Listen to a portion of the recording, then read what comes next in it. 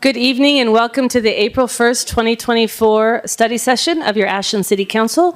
This evening we are pleased to join with the Ashland Parks and Recreation Commission commissioners to have a joint study session around the topics this evening, and at least for the first two.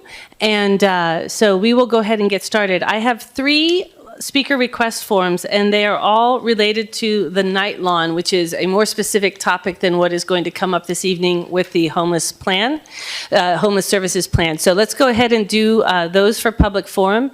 If you would like to speak on an issue this evening, please fill out one of these forms alongside the back wall there, and make sure that you give your form to Alyssa. And make sure that you identify what you are here to speak about so that we can make sure that we bring you up at the right time. Great. So for public forum, we have the following people. Deborah Nicewander, followed by Scott Butler, and then Karen Greenwood and Nathan Yanetta. Those are our first four. Please come up to these two microphones and speak into them nice and clearly for us. You'll each have 3 minutes, and Alyssa will give you a single chime when you have 20 seconds left. And she'll give you a double chime when your time is up, at which point please finish the sentence you're on so that we can move on to the next person who has come to speak with us in the evening. Please tell us your name and the town that you live in before you get started. Go ahead. I didn't hear how much time I have.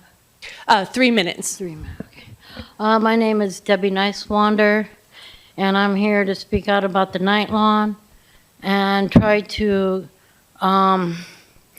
get some clarification on what the police are authorized to do. On Friday, a camp was confiscated, and because it's his third violation, he was arrested. The police took all his belongings. This is on Friday. And after he was released from jail, he came back and was unable to retrieve his belongings. It was told that now he has to have a public hearing and that couldn't take place until Monday. So over the weekend, this individual is without any of his personal belongings, tent, sleeping bag, blankets, and his medications. He's here tonight. He's going to talk to you about it, but this is distress. Okay, I know in the ordinance you've given the city manager leeway to make more rules, apparently. And so now we're being told nothing can be higher than 30 feet and 30 inches, yeah, 30 inches. I mean, but we're not told about these things ahead of time. All of a sudden, things are being thrown at us. Also, later on that day, Friday afternoon, another gal's tent was confiscated on the front lawn, and another individual who's so fed up with the lawn, he's left. He's been gone a week. He stopped by on his way to recycle to say hi, and they decided to cite him for prohibited camping. He was visiting. Okay, this has gotten out of hand. Something's got to change. There is nobody overseeing the lawn. And I'm dealing with this every single day. I've had it. This is not reasonable. Reasonable is when we all come together, we come up with something, and it's a win-win situation. Okay, inclement weather coming up. Guess what? Contract expired on the 31st. We don't have inclement weather shelter now. Kelly hasn't called it. We're looking at 2, 3, 4 days, and we got nothing. We got a $2 million building sitting there, and you all are working against the homeless. Thank you. Scott Butler. And I'm like David, on the ordinance and stuff like that, it seemed like one of them comes up with a 30-inch, but they hauled one gal off that just across from me in the front. They took her stuff, and they told her that she could not have her stuff up in front. So they confiscated it. So Mr. Butler, can you get a little closer to that microphone? That'll help us hear you better. Thank you. So I'm just kind of curious, what's it going to take for us to prove that we've been kind of following the rules? I've been following the rules. I haven't gotten in trouble. But some of these others, I don't quite understand what the heck's going on. I'm just like Debbie. I'm up in the air on half of this. One of them, cop says one thing, one says another. So where's it end? That's about all I got to say here at the moment. Okay. Thank you. Karen Greenwood, Nathan Yanetta, and Yukon Smith.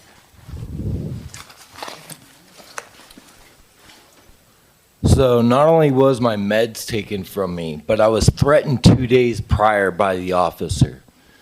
And he threatened my livelihood and my dogs, both my service animals.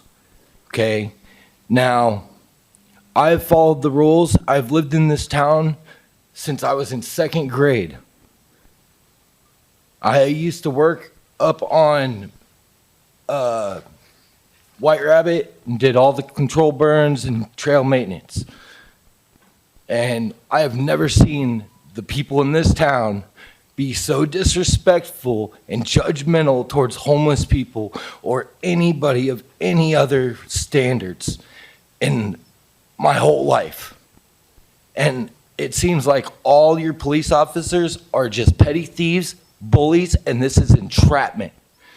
Forced encampment and forced march. That is all I have to say at this time. Thank you. My name is Karen Greenwood. I was burned up on the nightline. Since I've been back from the hospital, I have gotten 4 tickets.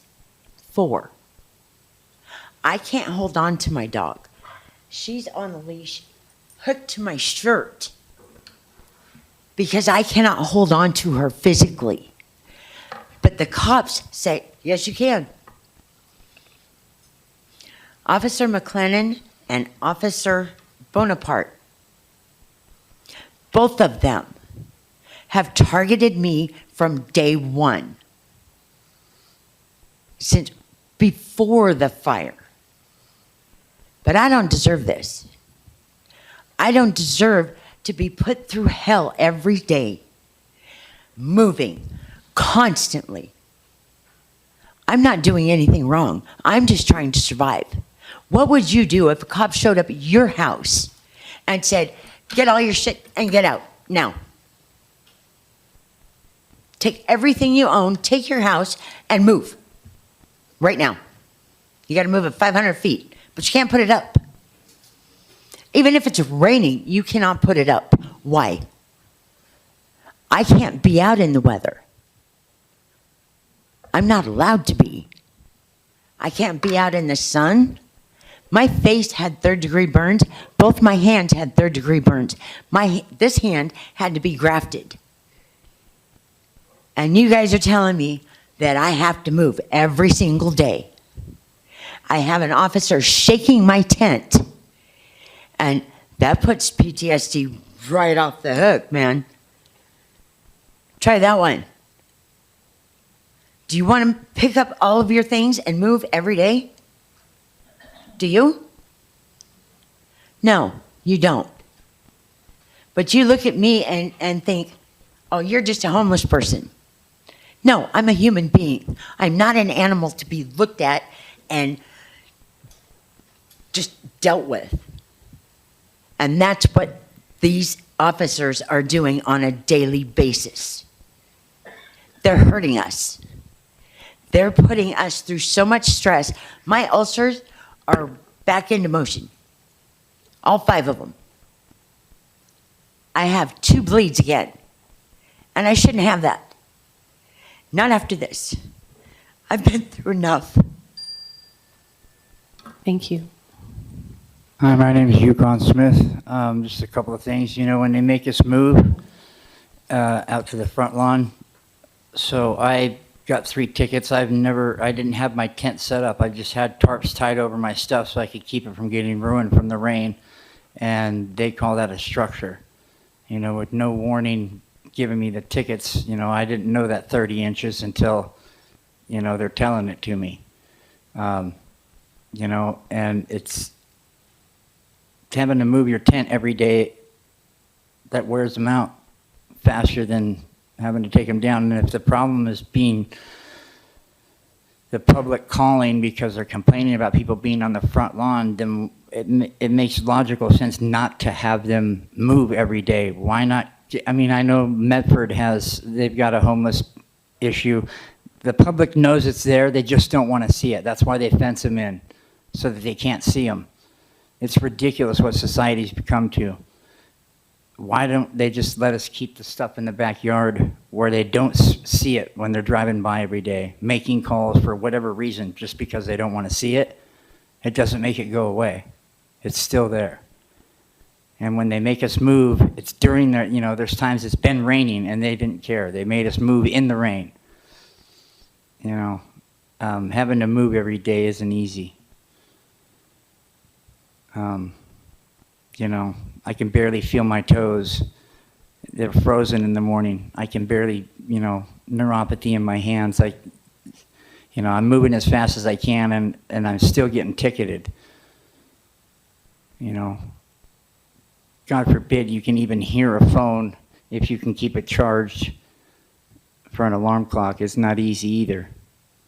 But I don't know. I think you got to think about this more logically. It makes sense to not have it out right by the sidewalk where people are seeing the tents making calls all the time when they could just leave them in the back.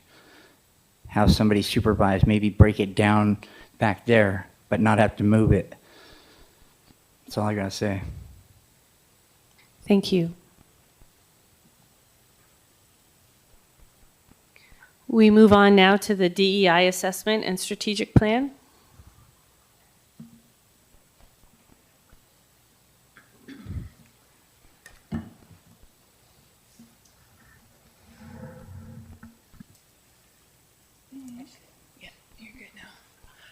Good evening, Mayor and Council, Parks and Rec Commission.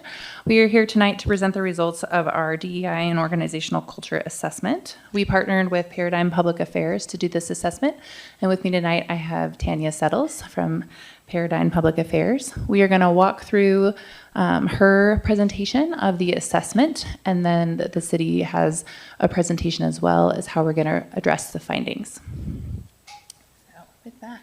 So with that, thank you. Good evening, everyone. And, thank you very much.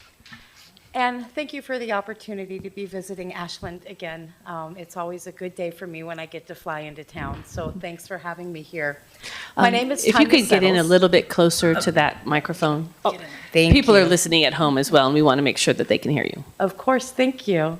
So, I want to talk a little bit about the assessment that we've done. We began working with, or were commissioned by, the city of Ashland about a year ago, and there have been so many changes since that time. We spent most of our time here in the fall and winter collecting data. So what I'd like to do is talk a little bit about what we did, what we found, and what next steps can be for City Council. Our task was to really understand from the perspective of staff and employees what organizational culture and belonging looked like, what it felt like, how it operated with a focus on diversity, equity, inclusion, and access. So we partnered with the city. We worked closely with them to identify what some of the challenges were, what some barriers were, and then talk through some solutions. And those are the highlights of what I'll present this evening. What we wanted to do was to find ways to strengthen organizational culture without compromising those things that make Ashland a very special, a unique, and a remarkable city. And I'm saying that because I just kind of have a soft spot for Ashland now. So what we did is engaged in a pretty significant research project. We collected qualitative data where we invited about 25% of all city staff and employees to either participate in a focus group, an individual conversation, or one-on-one conversations with us later as follow-on. We also collected qualitative data through a survey that was sent to all of the staff. It was a full census, full city survey. 62% of employees responded to that, which was a significant response rate. What we ended up with were 11 areas of findings, 25 recommendations, and 3 broad goals that I'd like to present to you that are really the employees' vision, their perspective, and what they see as being the promise and what their hope is for city government. We found a lot of really great things about the city. We found that you have staff and employees who take an enormous amount of pride in their work, and they take an enormous amount of pride working for the city of Ashland. They are dedicated to public service. They work well with one another. They like one another. They respect one another. They hold one another accountable. We also found that the majority of employees believe that diversity, equity, inclusion, and access make Ashland a better place to work. It makes you a better employer. It moves you into that category, or at least lays the foundation to move you into that category of government where you become an employer of choice. We found that staff have a high value for internal accountability, but they have an equally high value for external accountability. So internal accountability is within city government. External accountability means political entities like yourself, city council, commissions, and the community. And one of the things that makes me happiest about working with and learning from the staff is that they have a high capacity for learning. They are genuinely curious and interested and willing to learn and invest their time in understanding better diversity, equity, inclusion, and access, and how it helps them do their jobs better and provide better service to the community overall. And in light of all the really great things that we found about the city government, we also found some areas that are opportunities to improve. So one of the best things we found is that the City of Ashland government is generally perceived by employees as being a welcoming place, but there's a couple of caveats or a couple of areas I think more precisely, that could probably use a little bit more focused work. One is sex and gender identity. The other one is disability. We also found from employees that there are some key barriers to belonging. One of them is the trust that employees perceive with city government leaders, and by city government leaders we mean higher level executive leadership inside city government, but that also includes city council. We found that employees had some concerns about structural barriers related to human resources. We also found that there were significant concerns about microaggressions, particularly microaggressions that target gender identity, and disability. We also found that employees have an extraordinarily high amount, of respect and a high regard for one another. It is nearly remarkable that about 70% of employees respect and feel respected by their supervisors. So those team dynamics inside city government are really great. But then as we asked about respect and how employees felt about their perceptions of respect, as we moved up the organizational hierarchy, respect kind of diminished the closer we got to the top. So while close to 90%, not 70%, close to 90% of employees feel that they are respected by their supervisor, 70% feel that they themselves personally are respected. Only a little under 60% feel that they respect city leadership, and about the same amount of people say that they're not sure, they don't feel confident that their performance is fairly evaluated. And I can kind of see how those two things go hand in hand. Part of it is because there have been some leadership changes There, for a long time, wasn't a human resources director, but there is now. A lot of these things are changing significantly. So one of the things as you read through these findings and recommendations and the data that support them is that the data were collected in the fall and winter months. So about the time that a new director of human resources was put into her position, that's about the time we were asking employees about their perceptions. It's also notable that while we were there, literally, while we were there, the previous city manager resigned his position. It was actually during a focus group. And employees reacted to that in real time with us present. So some of the data may be, it's not accurate, impacted by some of the dynamics that were going on at that particular moment of time. We also found, and this is something that was fairly consistent throughout our time with city employees, is that there are low levels of trust with leadership. About 1/3 of participants who responded to the survey said that they do not trust high-level leadership. They, when we asked them why do you not trust them? What has happened to you that caused this amount of distrust? They said it was turnover, vacancies, and just the amount of rotation, the people that were going through, and the frequency that was happening in higher-level leadership positions. And we heard a lot of information from employees, from their perspective, about the relationship between city government and previous iterations of this city council. And that relationship contributed significantly to feelings of distrust from the employees. It impacted them greatly. They took it personally. And yet, because you have great employees and great staff, they got up every day, they went to work, they did their jobs, they covered staffing shortages, they worked tirelessly, they built trust among themselves, developed relationships, and I think it's important to note too, they also managed this during an enormous wildfire event, through a global pandemic, through political turmoil, not necessarily here, but just the dynamic of what's happened in the nation, and every day they got up and went to work. They're remarkable employees. I feel like it was an honor to get to know them. I feel like we were extraordinarily privileged that they trusted us to tell us their stories so that I could bring it here to you and write this report. Without the staff, we wouldn't have been able to accomplish this work. And so with that in mind, this last slide is really a consolidation of what we understand the staff's vision for organizational transformation to be.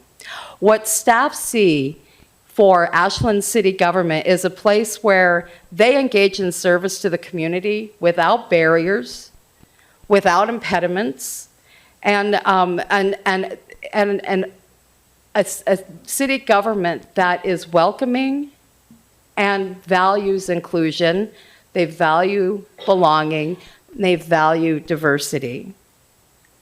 We also heard from staff that their vision for the future is one where staff experience organizational trust internally, that is within city government, among themselves, and externally with elected officials. They see that future for themselves. I feel confident saying that they would like to work on that with you. Third, you have a city staff who support and practice diversity. Now, in our line of work, a lot of times city councils or city managers will contact us and they say, our staff are not willing to learn anything at all about DEIA. They don't want to hear about it. They're not practicing it. And that's not the case here. Your staff are open to it. They are willing to learn. They would like to learn more. One of the things that happened during focus groups with them is we weren't there for training. We weren't there for professional development. But they asked questions because they wanted to know more, they wanted to understand. And so they see a place for themselves where they practice diversity, equity, inclusion, and access in its many forms and expressions. So the good things that you have to work from, these organizational strengths that you have, include staff who have pride in city and work. They're dedicated to public service. They honestly, legitimately, and deeply believe that DEIA can make Ashland a better place to work. They have a high desire for learning, and they have a high desire for internal and external accountability. They want to hold themselves personally accountable to the city. They hold each other as peers and colleagues accountable. They expect the same from their leadership, both elected and appointed. So some of the areas to work on include building that strength between, strengthening trust rather, between staff and internal leaders, high-level leaders. To resolve organizational barriers by strengthening the HR department. And you've already started doing that. I know, because we've been talking about it. I know that some of the things that appear in the report are already being implemented by the city, but I'm going to stop talking because... I have slides. So. Yes, you have slides. And an area that would really be helpful to work on would be alleviating microaggressions and managing implicit bias. And it's not managing implicit bias because there's rampant racism, sexism, ableism, homophobia. It's because people would like to learn more. With that, the bottom bubbles are the 11 areas of findings. And I think that concludes my part of the presentation. I'll pass it to you. Thank you. Do you want to switch, or do you want to drive? I'll drive. You're going to drive. Okay. I think it ended Molly. Yeah. Okay. So Molly may pop in. She had a prior obligation, but she helped put this together as well as the HR director that we've been talking about. So what are our next steps from this assessment? So, going back in time, this has been about a year in the making since we've put the RFP out, found a partner, gone through the whole process, and had the final assessment. So a lot of things that were identified in the assessment, HR was aware and actually working to move things forward. So that is exciting because I feel like we have a head start in starting to address some of the assessment findings. So one of the goals highlighted in the assessment is to support the HR department to build organizational capacity and cooperate with reasonable autonomy. So no one may remember but when I arrived here 2 years ago, there was no HR department. So our entire HR department had left the city. So we were starting from ground zero, which for an organization as large as ours is very difficult. HR plays a vital role in how we deal with personnel and maintaining good policies, dealing with legal requirements around employment, et cetera. So one of the things that has been going on is rebuilding the HR department. So we have increased HR FTEs this biennium. So we now have an HR director and 2 HR analysts on board, which was much needed. We have been working through an AMC update, which you will see come back tomorrow night, that establishes in AMC the code in which HR will function off of in terms of what they're responsible for. We are currently updating our employee handbook through a vendor called Lexipol. So this will be a handbook that goes out to all employees that clearly defines expectations of being employed by the city and policies and personnel procedures that you need to follow. HR has brought back annual trainings for all staff. We've already done our anti-harassment training, and that will be done annually. We are working on supervisor trainings and bringing on implicit bias training for the recommendation of the assessment. We focus on DEIA as part of organizational culture. Part of that is bringing back our annual performance reviews citywide. So many departments have not had annual performance reviews for a number of years, or they vary by department. So having a unified performance review program where expectations for supervisors and personnel are clearly outlined that happen more than just once a year. Never feels good to be told once a year that you're not meeting expectations, right? So having regular check-ins with supervisors and staff. Moving towards blind application review as we've been able to onboard HR personnel. This removes bias from who we interview at the city and is a common practice nowadays. We're also working on succession planning. Who is coming up next to replace those who may be retiring or moving on to other things? How do we make our staff competitive for positions that are open? That doesn't necessarily guarantee that you'll be the best candidate on the day, but we want our staff to be able to compete for positions and have internal succession planning to make sure that if someone decides to step out of the organization, we can cover those critical skills that our staff provide. And then, as mentioned before, bringing in additional training such as microaggression training. There's a lot in the assessment about specific gender microaggressions in the organization. This is serious. HR takes it serious, and we will be bringing on training around that. Leveraging the power of staff to work together. This is something that I personally have seen was pretty great when I got here and has only gotten better. Our teams are very good at cross-functional teamwork, at working on projects, realizing that many times issues or problems are not just, held within one department, and that when we work together, we come away with better solutions.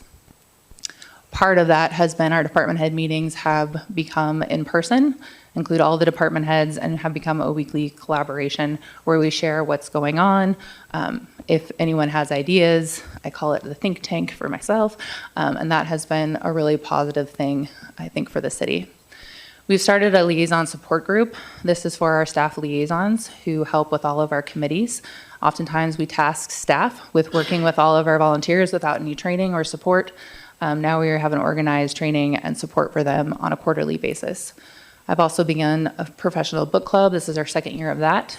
This is a free staff professional development opportunity, not required, but it's something that we can do.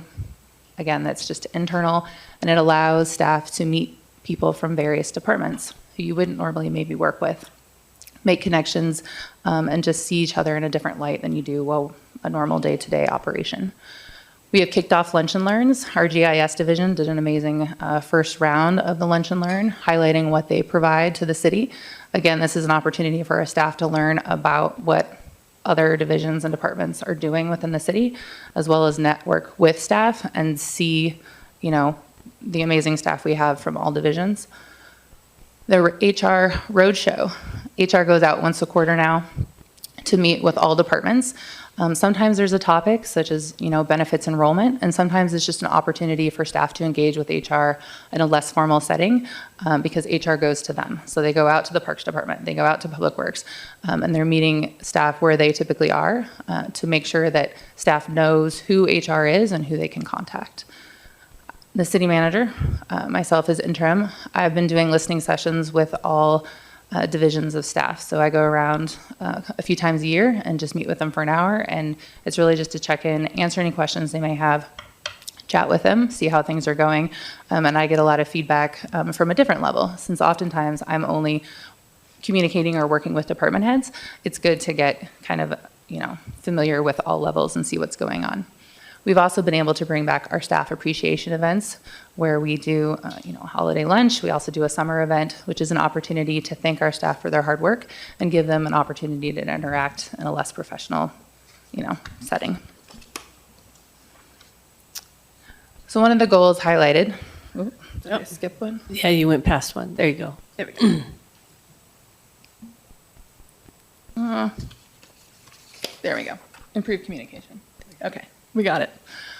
Improving communication. So last year, HR kicked off an annual survey asking for feedback from staff. This will continue, and this is to see how the organization is doing. So questions around trust, about how we're communicating things like that. My goal has always been to be an employer of choice, so this gives us feedback on are we actually achieving that. I do Friday update emails from myself, so that goes out to council, but it goes out to all staff as well. And it's just a quick synopsis of what's going on, not everything by any means, but just a quick update on kind of what's happening around the city. We also have an all-user email that we use to send out pertinent information, and that goes to everyone in the city. So if HR needs to get information out or I need to get information out, we can get it out to everyone at once. We have begun to distribute the city manager report and newsletter directly to staff as well. So they get it in their inbox. They can read it if they want. It's also on our website. We also send it to everyone. And then, as mentioned before, the city manager listening sessions and the HR Roadshow are a way to directly communicate and receive feedback from staff, which is important. continuing to enhance our relationships between leadership, staff, and develop leadership skills. We are planning supervisor training. I think I'm off on a slide. There you go. Thank you. Planning supervisor training and employee training at all levels. We are supporting professional development opportunities through training dollars in the budget to ensure our staff have the opportunity to go to professional conferences or get training they need to feel confident in the jobs that they do. As mentioned before, our goal is to be an employer of choice. We have heavy competition with Medford Talent Phoenix. We want to be the place that people want to be, and this is how we begin to do that. And we currently have a comp and class study coming as budgeted. This will look at all of the employees' job descriptions, pay, to make sure that we are where we need to be. Next slide. Building trust between city staff and electeds. This is a difficult one that will probably take a while, but part of that has been recognizing staff at council meetings. So we have started to do that when they win awards. So we've had the GIS and Wildfire Division. We've awarded lifesavers, firefighters, police, etc. I would encourage us to continue doing that because that displays to staff that we see them and we see the job that they're doing and we appreciate it. Council members have been invited to employee appreciation events, such as the luncheon and the summer events. And this is a way for council to interact with staff at all levels, since you normally just have to deal with me and the department heads, and get to talk with them about what they're doing and see how they're doing and hear from them. The town hall, we have annual town halls now, which is great to have back in person. And this also gives a chance for staff to interact with our elected officials in the community in a different way. So this year we had several tables representing various departments to get out information to the community. And I think that was a really great opportunity for staff to witness the State of the City address, interact with elected officials, and also interact with the community. Coffee and conversations, those are coming up. So opportunities again for not only the elected officials, but last year we brought in some subject matter experts, such as the parks director or the emergency manager, to talk about specific topics that we know are popular in the community. And that was a great way to interact. And then we will continue to have elected official training annually, but also a more extensive onboarding for new council members to ensure that everyone is on the same page when it comes to professionalism and behaviors. Goal 3, actively participating in DEIA. So as mentioned before, we are bringing implicit bias training on board. We're supporting our professional development opportunities. There has been a request, DEIA staff committee to be stood up. This was a request prior to our DEI assessment, so there is a want for our staff. They initiated this to have a DEIA staff committee, so this is staffed by our staff, to talk about the needs and opportunities we have around this topic area to make our city better. And then of course, our professional development book club and our lunch and learn are providing opportunities for staff who wouldn't normally get to interact. Questions? Questions? Councillor Kaplan. I always have questions. Thank you very much, both of you, for a very full agenda and presentation. And I enjoyed reading the report as well. It was kind of a hefty thing to go through. A couple of takeaways for me. I focused on the 25 recommendations in the recommendation section. 13 of them are priority 1, which seemed like a lot to me. And that's my question really was, is that setting too many as priority 1? Can we really deliver all that? But then I'm seeing from Sabrina, your presentation, that in fact we've made headway. There's quite a bit of overlap already on that. So as I was listening to you, I was wondering how they map all those things that you have ongoing. I see how some of them map, like the annual survey, things, some of the communication stuff, but it would be nice to see a tight mapping of that so that we're sure that we are able to deliver by December 2025, which was just around the corner, on all of those things. And then I had 2 more questions really is, and you started to talk about this with the HR department that has a director and 2 staff, but do we have enough resources for our HR department to actually deliver and support all of these activities? And then the last question I had is council's role. What is it that we can do to make sure that we're shining enough light on this? I remember a year ago, we talked about asking the city manager, the previous city manager, to develop a dashboard of a number of different city metrics, which is something that I find particularly valuable. One of them would be, our staff and the quality of our staff, the contentedness of our staff, the engagement, employee engagement, and really reporting on that with some periodicity. Obviously, it doesn't change that quickly, but really using that as an opportunity to shine a light on it and follow up when necessary. So I wonder if you have any thoughts about some of those questions. Yeah, so I think the question about HR capacity right now is still a hard one to answer. When you go from having no staff, there's a bit of backlog, which they've been very successful in dealing with, and then what are we going to be moving forward? So I don't know that we're ready to answer that question just yet. Okay. I think part of what HR has undertaken is also risk management, so there's that element, and so I don't have an answer for that. I think by the time we are budgeting for the next biennium, we will have a better answer because we'll evaluate how things are going and what our needs are.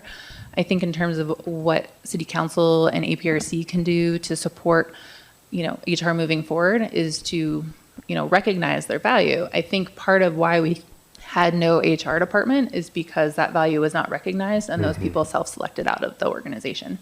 And so I would not want that to happen again because it's a huge detriment to the organization. So I think supporting it by funding the department and recognizing the value that they bring to the organization is important moving forward.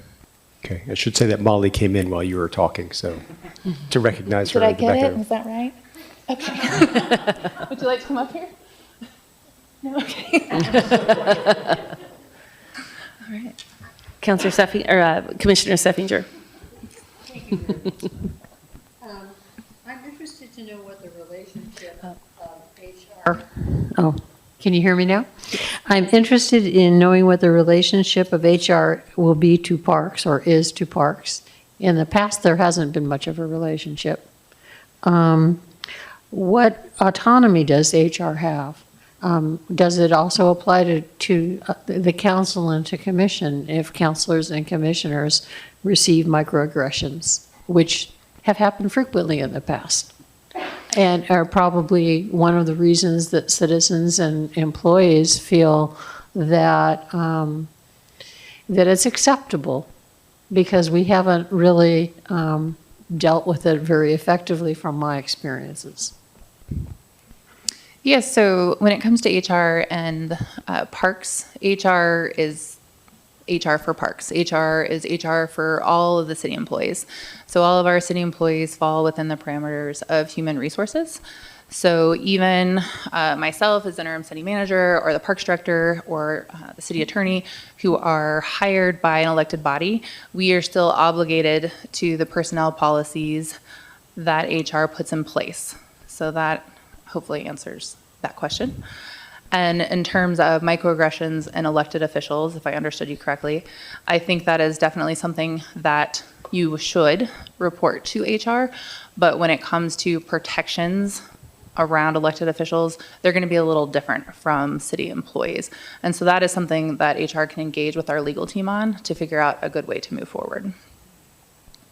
It sounds like that will be an improvement. I applaud that. And I think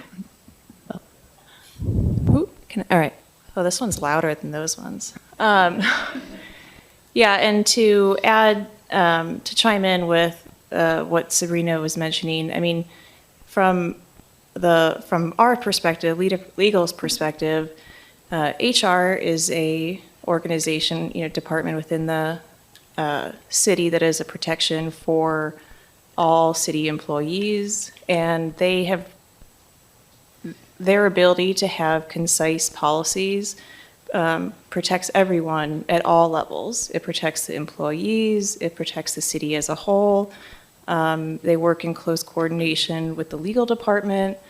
And so those policies and procedures are layered with that kind of legal analysis that is for all protection, or protection of all employees, and also, if it has to happen, kind of in a disciplinary end as well. And that goes for everyone from bottom up to top down, bottom up.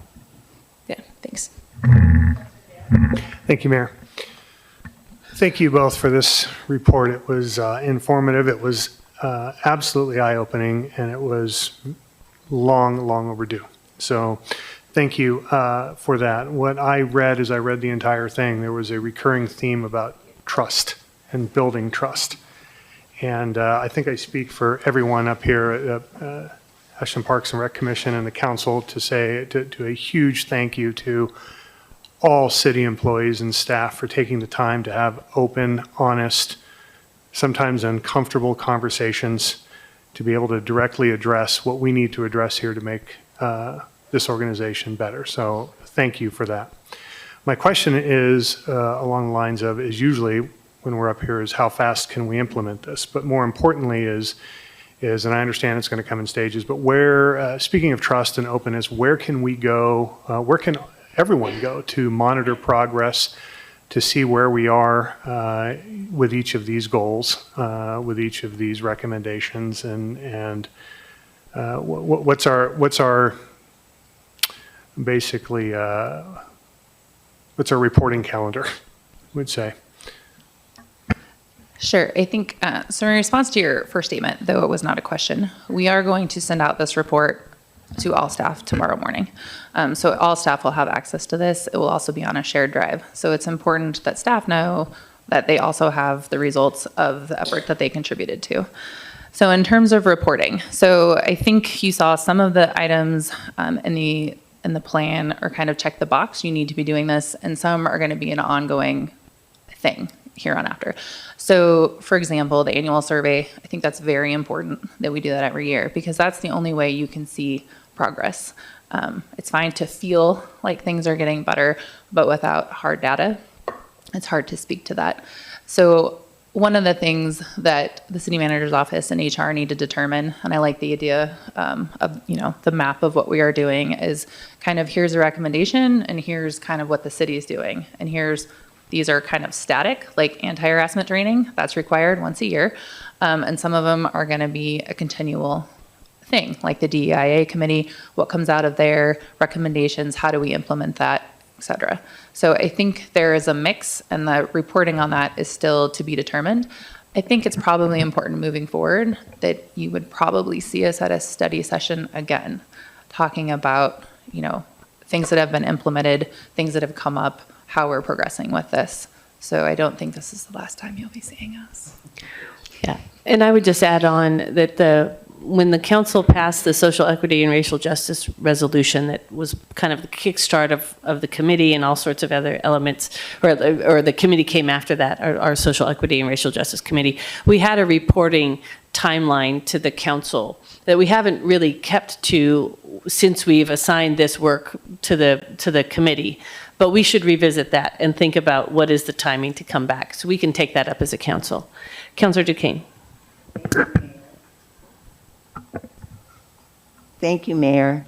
Thank you for your presentation. I appreciated that. And I just, in reading through the pages and reading the documents, something that impacted me is when I read some of the quotes from the anonymous quotes from some of the people who took the survey. And one thing I saw on page 26, it says some employees view DEIA as a low priority that negatively impacts accountability and work productivity.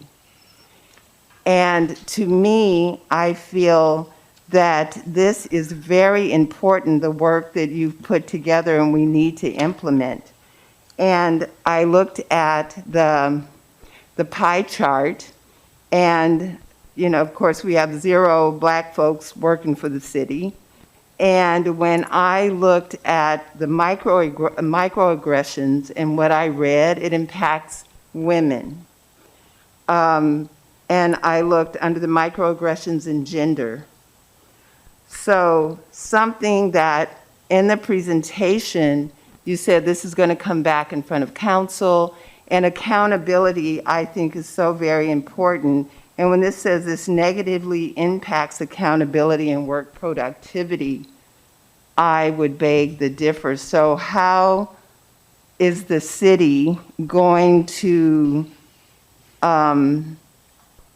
work with staff when it comes time to, once a year survey is good, but microaggressions can be very negative when you're on the receiving end of the deal. So that's one of my questions, is how is the city going to address this? And my second one Councilor is- DeCane, let's let him answer the first one Okay. first. Yeah, so we have a variety of races represented at the city, including Black employees. So I think one of the important things, hopefully highlighted in the presentation, is that there needs to be ongoing training regarding several topics. So microaggression, implicit bias, anti-harassment. Those are key to making sure our staff understand the professional expectations of the workplace. I think it's also important that our staff have opportunities to interact with each other. You become human when you meet and talk to someone, and that's important. And that's why the professional training, the book clubs, the lunch and learns provide those opportunities for staff. And it's important that we continue and support that, because that gives them that opportunity to do that. So I think in terms of reporting, it's requiring that training, which we're going to do. I think it's important also to put this in context, because even when this assessment was going on, the city manager was leaving the organization, and it's been a very turbulent number of years for this organization, not just with leadership rotation and councils, but also just the world has been turbulent. And so staff has had to deal with, changes due to COVID, the stress of, council that may or may not be supportive, budget cuts, et cetera. And so, DEIA might be seen as something that's not the most important thing to focus on when you feel like the organization is in flames. I think as we stabilize, we bring on the mandatory training, staff feel supported, I think that perception tends to change, right? You're more open to learning, you're more open to other ideas. And so my perception is that we have made a lot of progress in this direction. So I think when we do, another survey that gathers the same information, we're going to see a change over time with the stuff that we implement. And Tanya, I don't know if you had anything. I do, actually. I'm glad that you raised those questions, because I think it's really important to note that different people are people, we're all human, and we're at different stages of development and understanding and knowledge. And not everybody within the city is going to move at the same pace through understanding, personalizing, and seeing the value of DEIA. And there's also a thing, there's DEI burnout too. And so it's really important as you go down this path to make this a more inclusive and even greater organization, is to pace yourself, move in incremental pieces, move in small chunks, do continue, do track progress so that you can see where you're having impact, so that you can make changes as you go. But it's not a light switch. It's not like you can just flip a switch, offer training, and everybody's going to be great, and next thing you know, racism no longer exists, sexism no longer exists, homophobia, ableism, all of the things that, and all of the other there's so many different dimensions of diversity. All of the things that make us similar to and different from one another are all diverse. So it takes a while to move through that. But the strategy that the deputy city manager, interim city manager, has outlined for you, I would strongly support. It's incremental, it's consistent, it gives people voluntary opportunities to learn. It also includes some kind of compliance training that says these are the expectations, these are the things that we need to see you do, the behaviors as an employee, but still creates opportunities for people to learn more at their own pace. Thank you. I'll keep it quick. It's about the microaggressions and the gender. I just wanted to say that earlier, and I appreciate you brought up the trust between staff and council. And I wanted to share my experience when I first came on council, that we were on Zoom because we were in the middle of a pandemic, and the whole world was upside down. And there were times when we were on our Zoom meeting and I would ask a question and staff would not acknowledge my question. And the then mayor had to ask the staff member to acknowledge my question. And the staff at the city might stay the same. However, council is ever changing. And I'm hoping that through this training and through this education, staff will be more open to everybody because, like you said, we're all humans. And I believe that through this training, I'm hoping that staff will be more aware of biases and microaggressions. And as we look at equity, I'm hoping that the conversation that was had earlier from public hearing, that we look at the equity that are unhoused or that's happening to our unhoused too, the lack of. Thank you. Councillor Hyatt. Thank you, Mayor.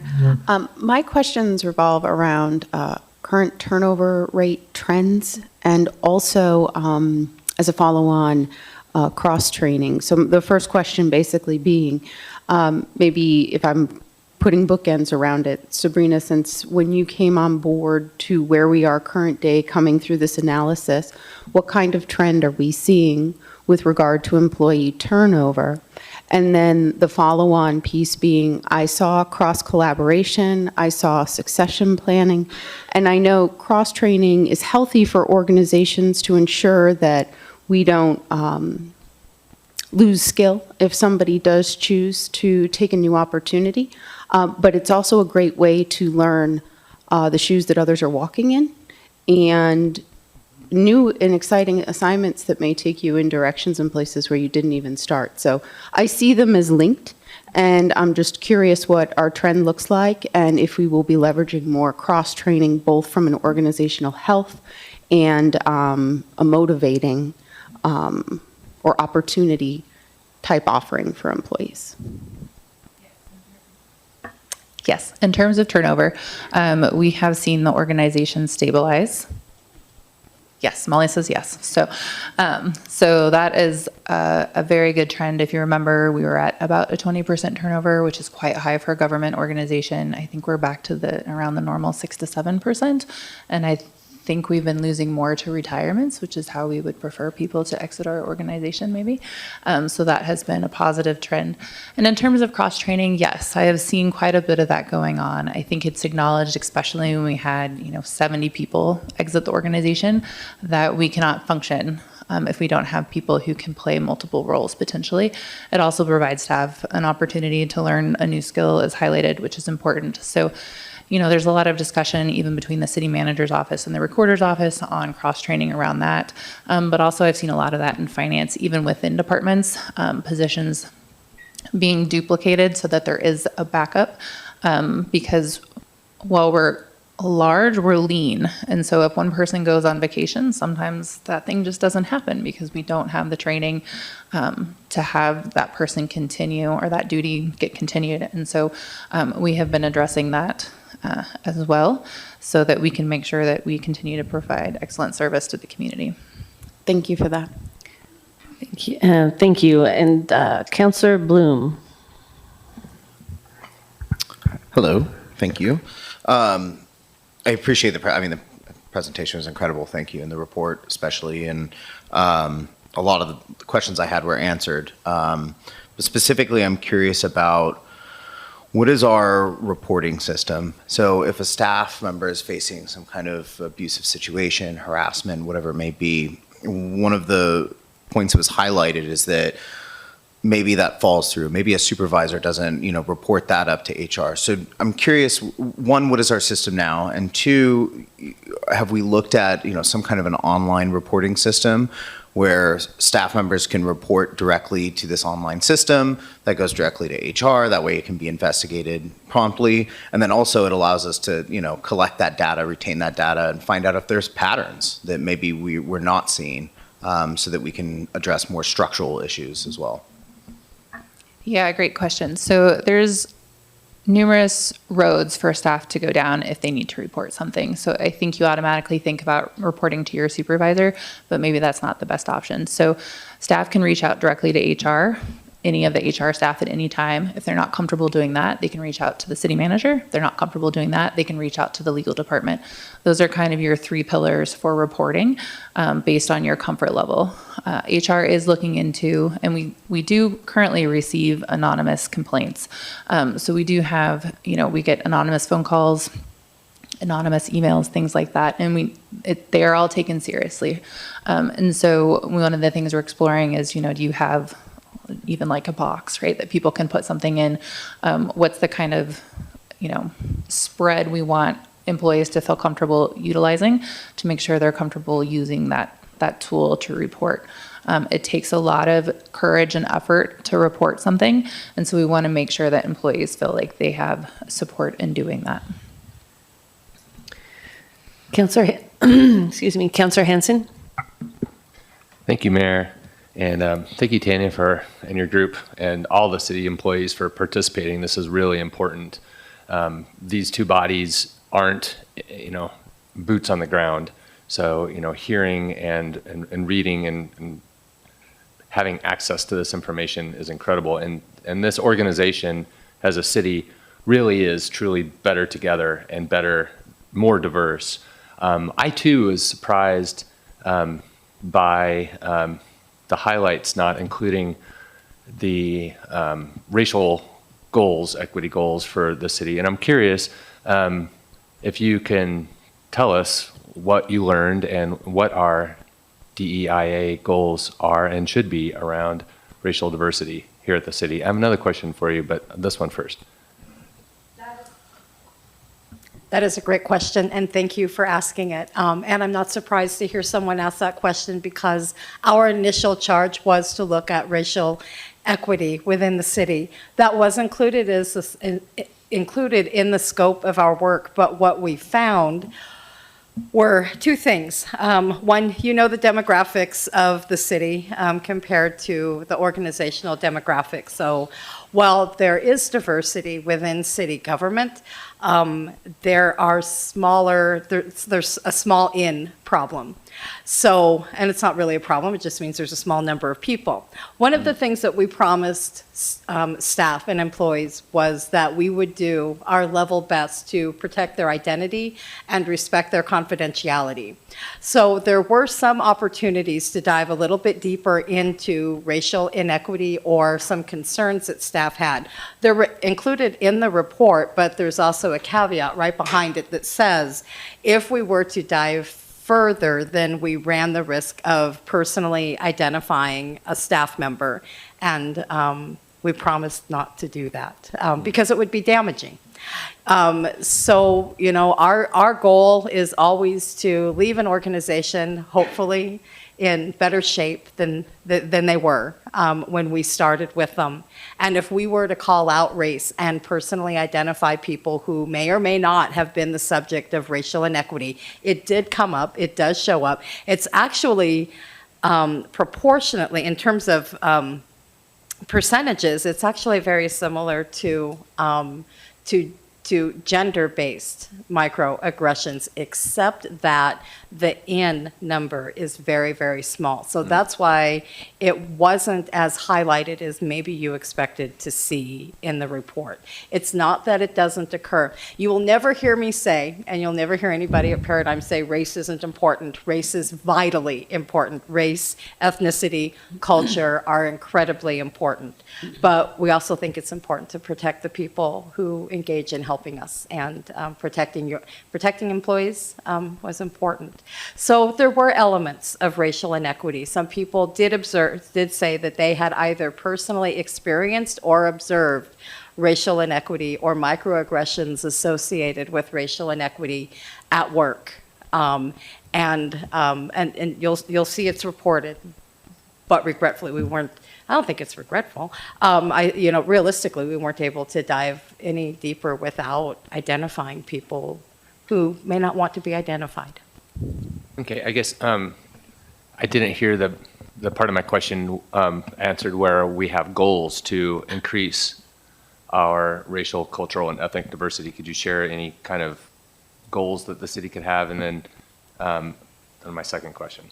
So the city, there is a goal for the city, I believe, that says that parity between representation inside city government and the demographics of the city is important. And the city has been making steps to move toward that type of parity between in those protected class categories. So race, ethnicity, gender, age, and ability are typically in there. Those are the pieces of data that are captured. It's also one of those things that we recommend incremental improvement. So it's the light switch. It's the light switch analogy. You can't flip a switch and say, oh, okay, so now, okay, if we have, and this is just a hypothetical number, 30% of our city demographics are African American or Black American, and 10% of the city's employees are Black American. So we need to go hire more Black American people. Here's the challenge with that. You can't hire based on race. So you have to deploy, and this is part of our recommendations to the city, to cast a really broad net. Figure out ways to attract people from all sorts of elements of diversity to city employment. So we can't set a goal that says, you know, by the end of 2025, we're going to hire 25% more Hispanic people, because that actually would be illegal. So we can't do that. But what you can do is say that by 2025, we would like to see a reduction through very positive legal and those strategies to cast that broad net, to connect with community colleges, obviously there's a university here, to connect with the university, to connect with nonprofit organizations, to develop a strategy that would allow the city to attract more people. And I feel confident they're doing that. Great. Yeah, if I could just, where the rubber meets the road on that. So we are attending job fairs, both at the college level, but also at the high school level, and the community college level. I think this is also where the comp and class will be useful in looking at our job descriptions, right? So I think historically government jobs have gotten, you need more and more education and, 35 years of experience for an entry-level position, right? And that just removes potential talent from entering our organization. So taking a real look at our job descriptions and what's actually vital skills and experience we need for the role, to make sure that we appeal to as many people as possible to apply for those jobs. So those are kind of two action items that we're already working on. Thank you for clarifying. And this dovetails into my next question, which you touched on succession planning. And we have a demographic situation ahead of us where we're going to have a workforce hole that we're going to have to fill and recruit young people to fill older folks that are retiring. You mentioned it, retirement, but not in that phase. So is not only succession planning, but also preparing for this demographic shift part of the DEIA goals, and making sure that we're casting that broad net, like you just talked about it. You're casting a broader net to attract a more diverse population, including younger people, because we're staring over a cliff here with imminent retirement. Yeah, absolutely. So this is a universal issue, but particularly difficult for government, as we're not really seen as attractive as we used to be in terms of people coming to work for us. And so how do we make ourselves attractive? We have 5 generations in the workforce right now, and they all value different things. And so Molly and I were just talking about this today, actually, and thinking about, how do we, especially when you're bargaining with unions, how do you provide attractive benefit packages and pay to those 5 different generations, where one values time off, one values health insurance, one wants extra holiday, it's just, there's a wide spectrum. And so one is having that awareness of what's going on, which we are very aware of, and then also being to meet the needs of our staff. And part of that is, talking to them and having those discussions. What do you want to see?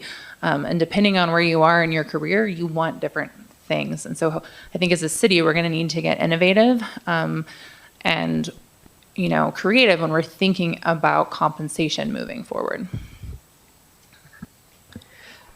Thank you. And if I could add to that, for just a moment, this is actually an area that I do a lot of research and writing on, is generations. I think part of it is because I think I'm getting old, but realistically, people who are being attracted in, people that we want to recruit into government service, they're looking for things that if they're not finding it, they're going to move on.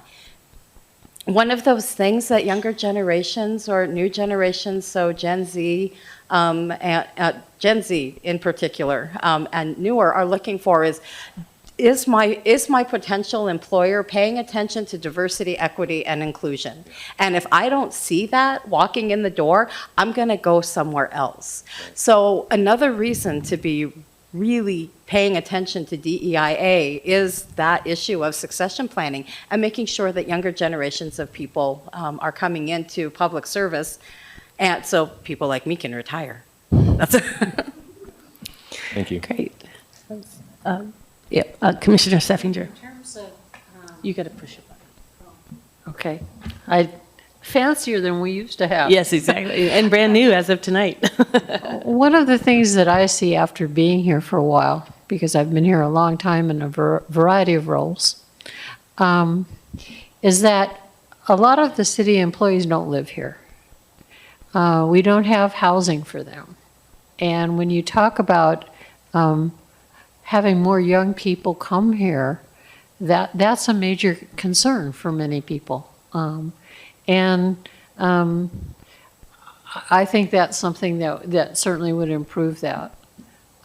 In terms of communication, I think that's another area that would be important for the city to look at.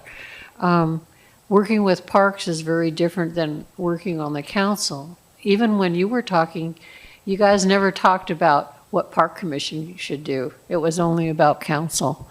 And so there is that disconnect that I think is also not a healthy thing for our city. So those are the things I would say. And working, all as one, working together more, communicating before decisions are made and not feeling like decisions are put onto you. I think those are really important things that we need to work on. And that's my last comment. Thanks. So I have a question about the identification or the definition of diversity. And so I saw on page, I think it was 20, that there was the clause that included, such as race, ethnicity, age, ability, disability, and gender, among others. Can you speak just about how you identified what diversity means, and particularly how might things like Islamophobia, anti-Semitism, the rest of the LGBTQIA piece, how does that, should we understand that this is talking about that as well, or is that a different conversation? Oh, thank you. Broadly, it is talking about those issues as well. So at Paradigm, we define diversity as all of those conditions, factors, things that make us different from and similar to one another. So it's not reduced to simply looking at those demographic features. It's not protected status.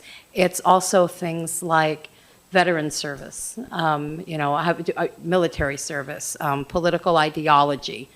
We hear a lot about that these days. We also look at elements of diversity like people who have children, people who are married, people who live in multi-generational homes, people who are immigrants, religion is one of the things. We did not specifically, we didn't ask about religion in this survey. But sometimes we do, depending on the client. We'll ask people if they want to self-identify a religion, if that's something that's coming up in conversation. So part of our process in doing the assessment is to meet with people, have those focus groups, those conversations, and then we customize the survey after that. Religion wasn't a factor, but we assume that religion falls into all of those things that make us similar to and different from one another. Great, thank you.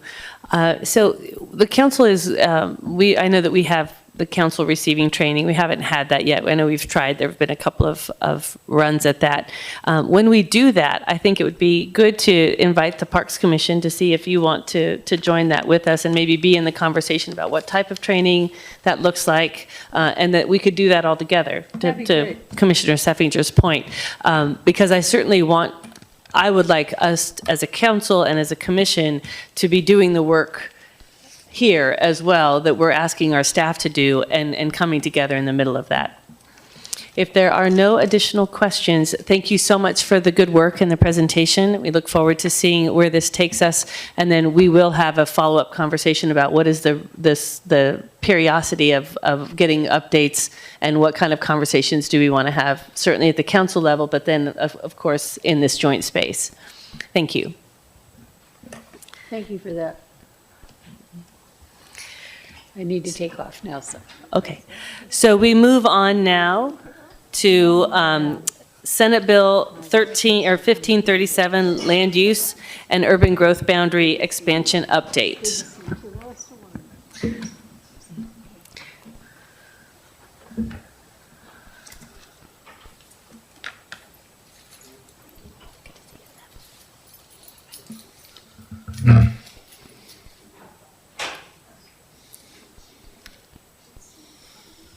Thank you, Mayor, Council, and Commissioners. It's a joy to present to all of you in one evening. I know that I'm going to be focusing on some land use ordinance legislation that the state passed in 2024.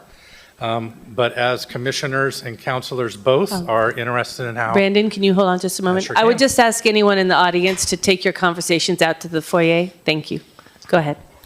I was just mentioning that, so through the adoption of Senate Bill 1537 at the state legislature, it identifies a number of provisions that are intended to increase the amount of housing within communities around the state, really recognizing that the lack of housing is a crisis.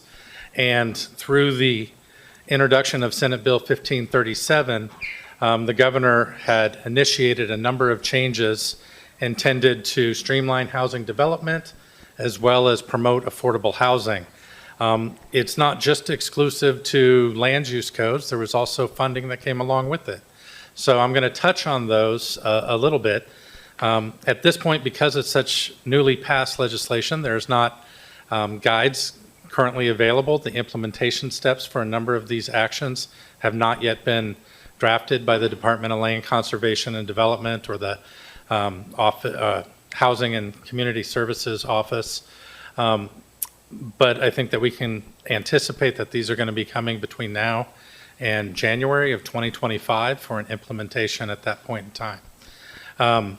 So essentially the key features, as I've noted on this slide, is the creation of a Housing Accountability Office, enhanced funding for housing infrastructure and grant opportunities, as well as establishing specific land use requirements and opportunities for housing development. The new Housing Accountability and Production Office will be a new entity that will collaborate with the Department of Land Conservation and Development in order to assist local governments in preparing housing ordinances that relate, as well as enforcing housing laws. The council is eminently aware that the city passed a housing production strategy last year, outlined 15 goals that the city anticipates completing over the next 8-year period. It's going to be one of the roles of the Accountability Office to hold the city of Ashland accountable to that and ensure that we are making progress on those goals.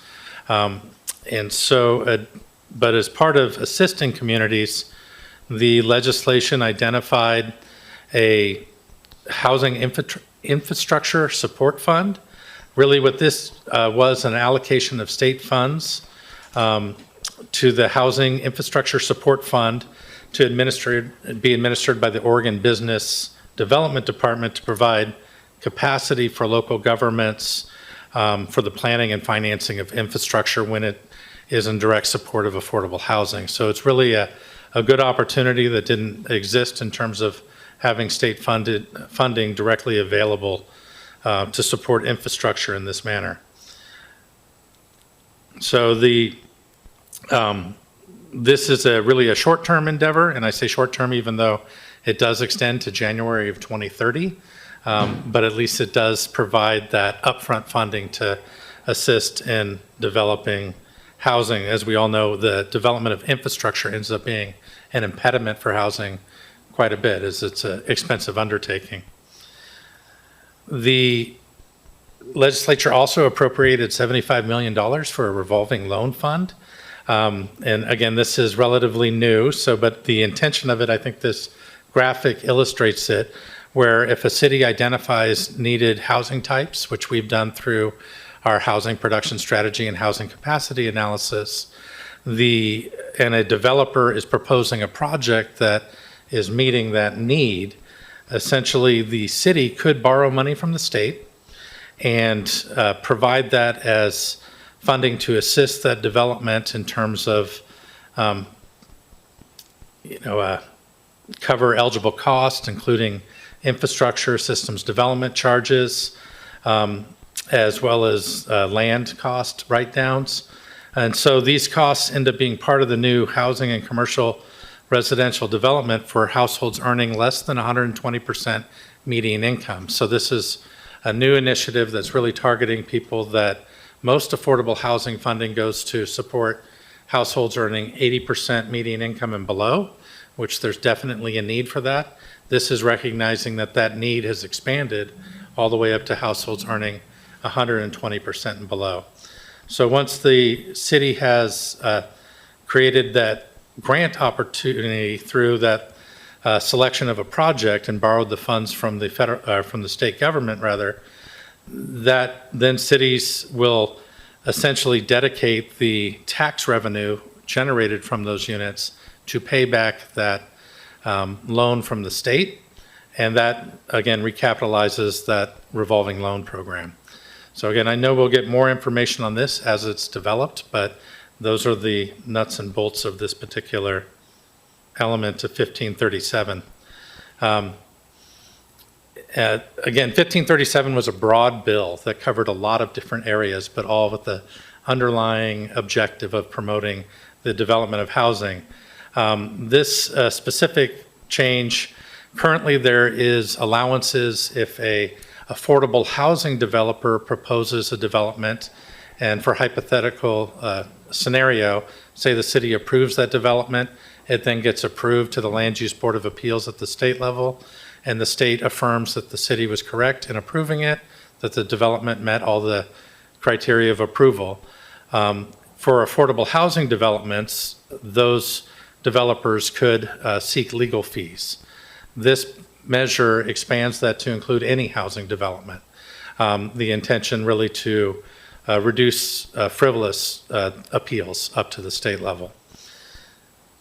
Another change that we had a land use application in which a project developer experienced that the state law on parking changed midway through their project and wanted those new, less onerous rules to be applied to their project.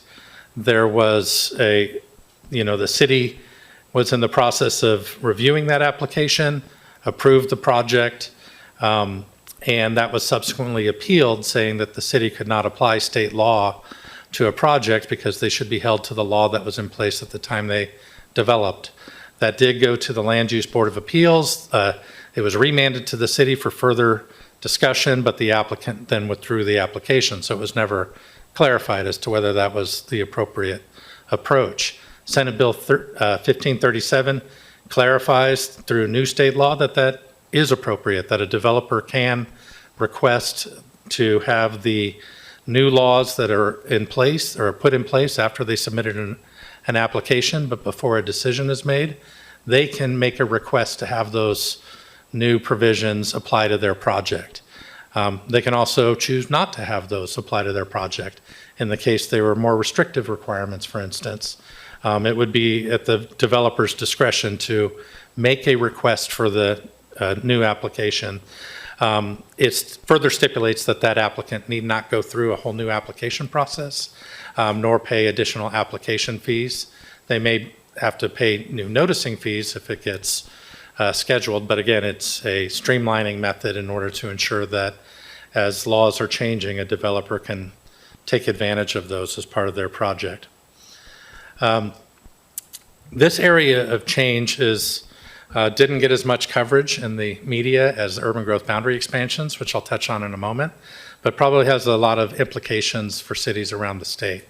One of the requirements in Senate Bill 1537 is that municipalities must allow for adjustments to land use requirements, and it specifically identifies reductions in minimum side or rear yard, increases in maximum lot coverage. I noted reductions in my memo, so this is a correction.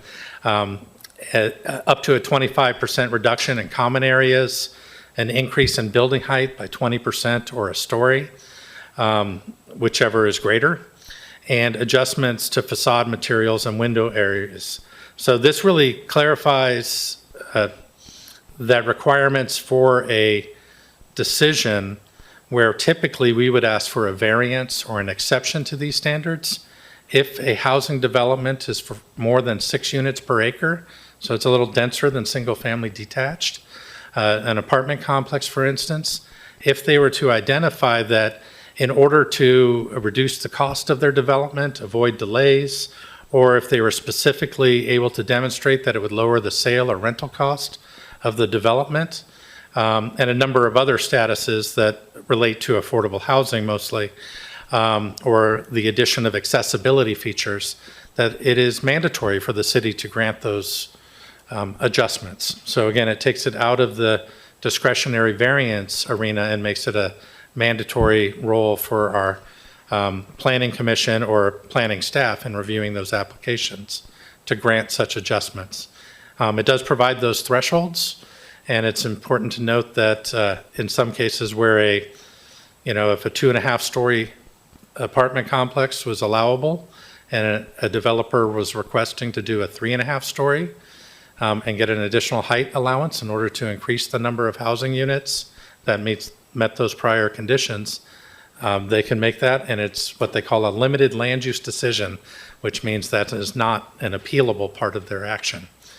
So now I'm going to move on to urban growth boundary expansions, because as a creative way to accelerate bringing property into city limits, the legislation was looking at areas that had previously been identified for urban reserve areas, that small cities, less than 25,000, could apply for up to a 50-acre annexation, or not annexation, rather, expansion of the urban growth boundary in order to accommodate needed housing.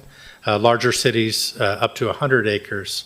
In looking at Ashland specifically, we have some unique challenges in that on this map here, I'm showing in the bold red line, other than I-5, the dashed one, is where our urban growth boundary is currently.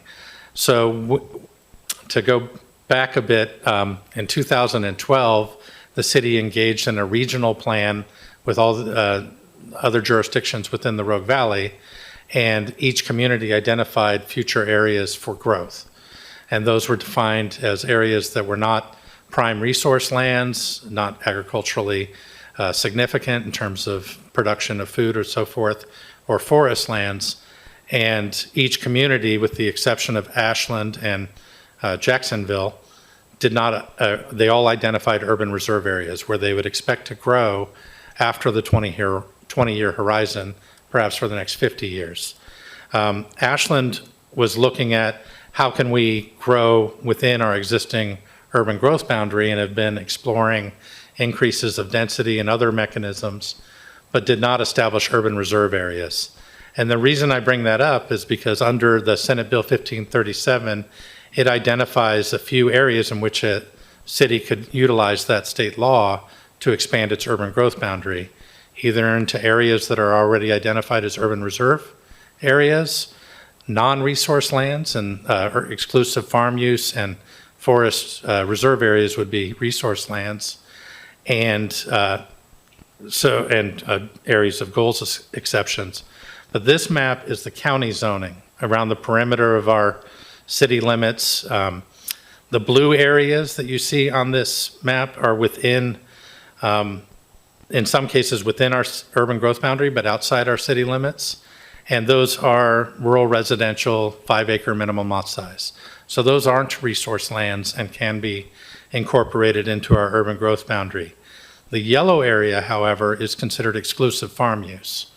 And that is the area north of East Main Street, for instance, where if you're looking at what area is more logically for an expansion of an urban growth boundary, would not likely be up above the hillside into the steep areas, but really those agricultural lands between the freeway and East Main Street, with the exclusion of like Bear Creek and floodplains. So, but with that, there is a conundrum in that sense, because those areas not being previously identified as urban reserve areas and being identified as resource lands as exclusive farm use are not outright eligible under this legislation.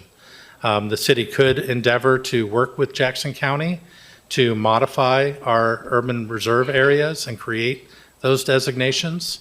I think that would be incumbent upon, if there were property owners that were interested in such an urban growth boundary expansion with proposals for future development and concept plans, to engage in that. I won't go into this table in detail, but we did look at what is required to work with Jackson County in order to identify an urban reserve area or expand our UGB. You know, it is a local and state process equivalent to a comprehensive plan amendment, and that's modifying not just Ashland's comprehensive plan, but Jackson County's. And we'd need also to have a analysis of soil types to ensure that it's not high value farmland that's being brought into the city, and develop a transportation plan to expand to include the urban reserve areas. Those impediments aside, the rest of the measures within the bill are all very straightforward, and I think Ashland would qualify on all fronts. Namely, some other criteria that the bill set forth is that for that one-time addition to the UGB, the city could not have expanded its UGB in the last 20 years. We have not. A city could not have single properties within the existing urban growth boundary of over 20 acres under the same ownership. We're right at the cusp. I think we have some that are 19 acres within the normal area. But again, we don't violate that concern.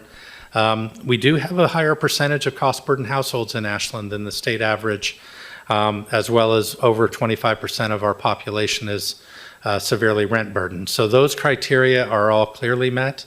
It really was that the issue of resource lands and urban reserves that is problematic for an expansion in Ashland. And that is really the summary that I wanted to provide with 1537, and then make myself available for questions.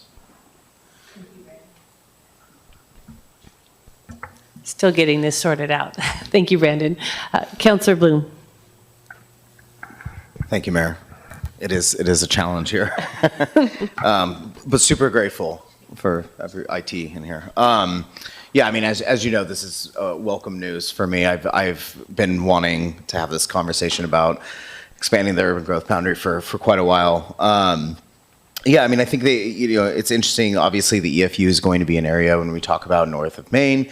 I understand that. I mean, I would certainly welcome if the council decides to pursue looking at what that would look like, talking to property owners. I mean, we need to develop housing, and we need to develop it quickly. And I think it would be problematic if we were to kind of sit back and wait for some private developer to come in and build $1 million houses when that's not what we need right now.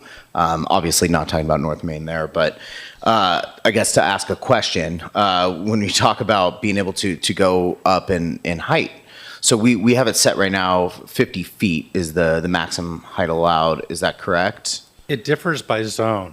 Okay. We have in the downtown, you can go up to 50 feet. Other commercial areas up to 40 feet or 45 feet, with an exception. And then in residential areas, typically it's a 35-foot height. Now, for the residential, does that include that limit? Does that include the climate friendly and equitable areas, or No, because I that's not understand yet that different. adopted. So as part of climate friendly and equitable areas, if we're able to create those climate friendly areas, it does establish that within those areas, you cannot have a maximum height of less than 50 feet. So that would be an allowable within the climate friendly areas once defined. And I know that we're talking about Croman Mill area, railroad property area along Ashland Street, and parts of Siskiyou Boulevard are all areas that have been previously identified. So to drill in that to a little bit, so let's say that a developer came in and they were going to build up to that 50 feet. Would they then be allowed to go to 60 feet? Yes. Under this rule? Okay, great, thank you. Yeah. Councillor Duquesne. Thank you, Mayor. Thank you, Brandon.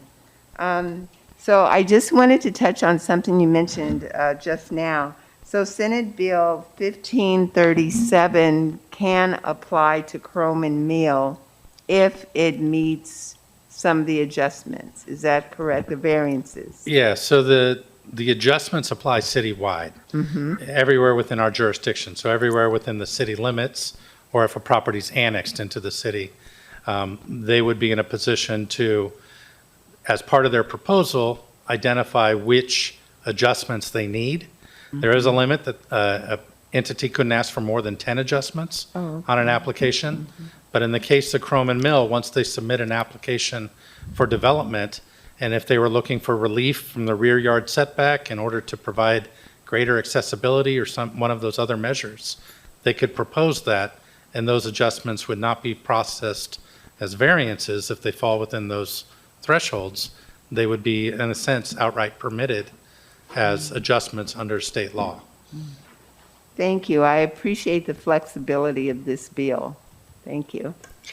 Councillor Hyatt. Thank you, Mayor. Thank you, Brandon. My question is around the timeline to designate from EFU to URA.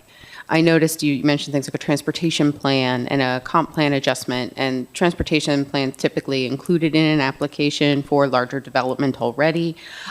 So are we seeing that for a potential property owner as a major hurdle, or something that could be traversed in, say, 6 months? What's the expectation?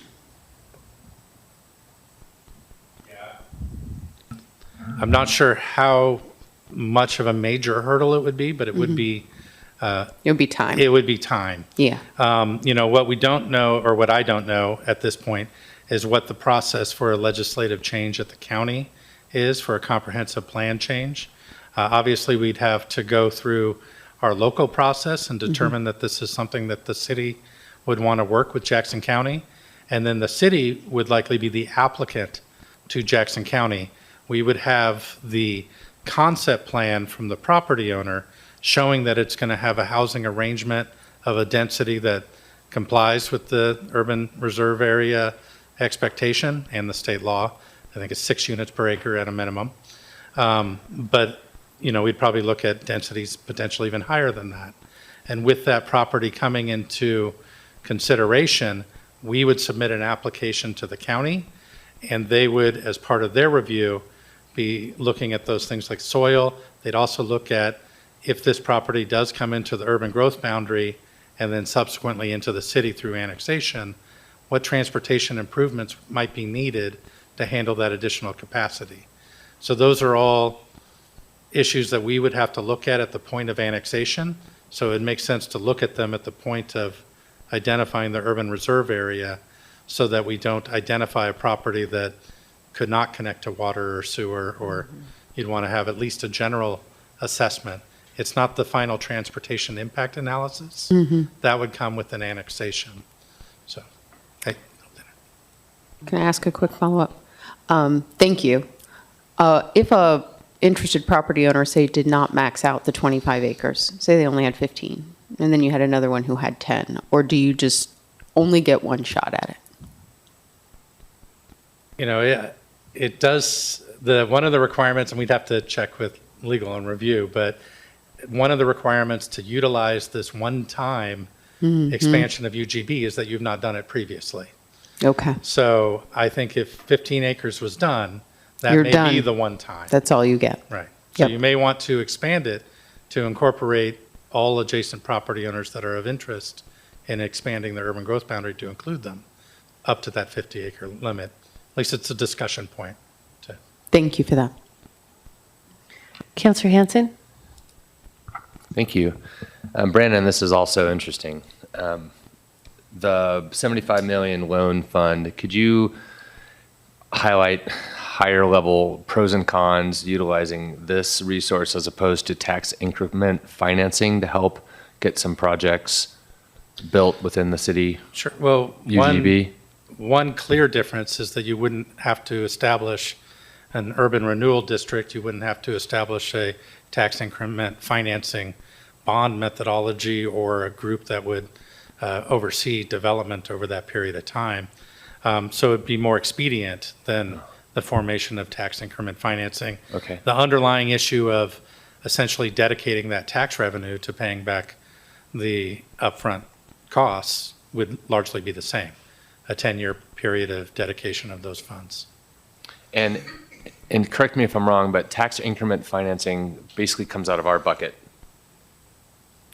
And this fund comes out of the state's bucket and it gets paid back the same, correct? Correct, but essentially the city is acting as a pass-through and dedicating our future tax revenue Right. as the payment for it. So in that sense, ultimately, it comes out of the city's bucket of what would otherwise have been tax revenue. True, but if I'm hearing you correctly, the pros are that it's more expedient and that it's less cash up front for the city. Great, thank you. So Brandon, what do you need from us this evening? I know that it's complicated in terms of actually doing an urban growth boundary expansion. Is there any particular direction that you need from the council this evening? No, this was provided to you as an update of legislation, which we try and do annually whenever new legislation comes out of the state. If there was a direction that the city council wanted to provide on this, it would probably be better to schedule that before a meeting with the council where that's an action item, and then we could prepare information for you to make that decision. At this point, I don't have a request of council.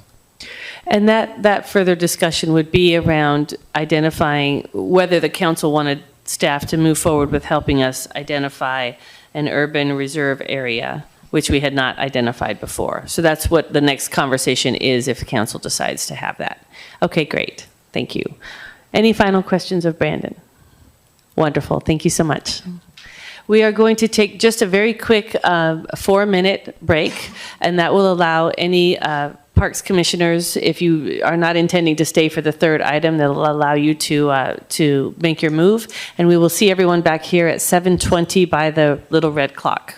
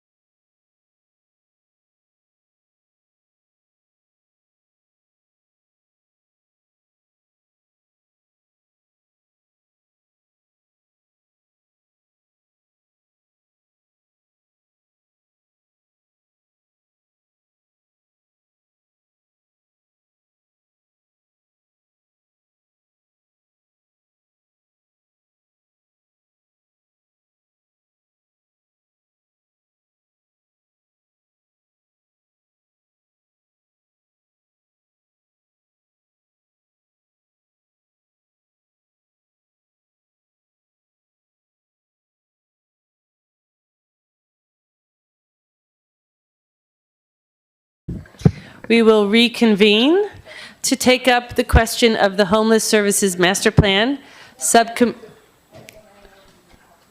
Counselors, if we can take our seats. We are here to take up the issue of the Homeless Services Master Plan Subcommittee Interim Report. Welcome. Push your button. Push your button, yep. Good evening. Thank you for having us. My name is Linda Reed, and I am the Housing Program Manager for the City of Ashland, and I am the staff liaison to the Homeless Services Master Plan Subcommittee. Tonight, we have two members of our executive committee, Jan Calvin and Echo Fields, to present on this topic. So I will turn it over to them.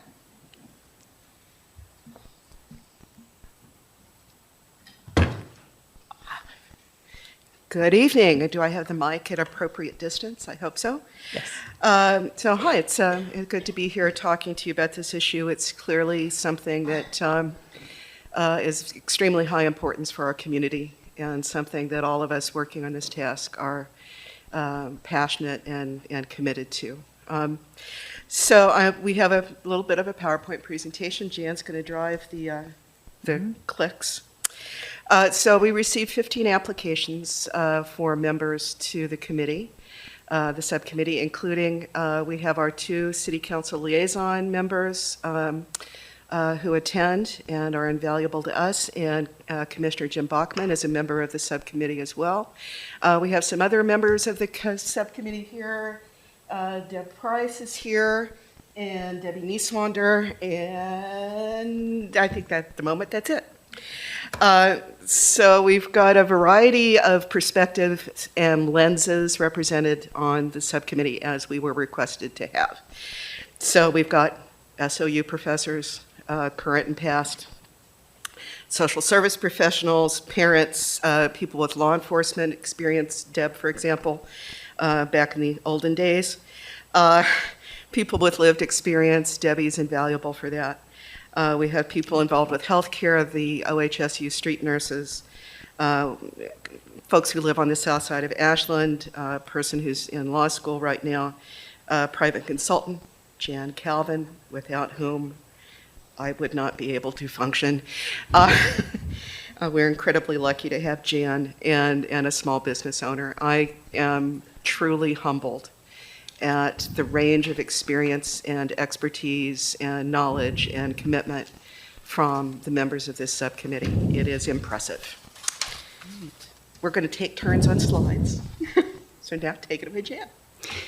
In the packet that was provided to you tonight is an overview of the approach the subcommittee is taking. We want to kind of walk through that to make sure that there is some level setting amongst counselors for your continued dialogue on this. So with that, the subcommittee is first looking to gain an understanding on the level of homelessness and the response system here in Ashland and the region. We think about those that are affecting Ashland. It's not just within our UGB or our boundaries, but one of the other areas is looking at the local inventory of services that are specifically designed to reach out and support those who are experiencing homelessness. When we get into some of the details, I'll come back to the reason that specificity is important. The other thing we're going to do for you is prepare what I kindly call a money map, but saying where is the funding come from in relationship to how it can be used. We hope to get that as well spelled out in current time because we know it'll change the next day. But with that caveat, it'll give you some perspective. The other thing we'll do is looking at the strengths and weaknesses, the opportunities and threats of all those programs we want to inventory, as well as the systems that are responding to homelessness. We could spend 3 years doing that, but we will not. So given that caveat of delivering back to you by the end of June, we'll do as much as we can get done, and it may set some groundwork for additional explorations.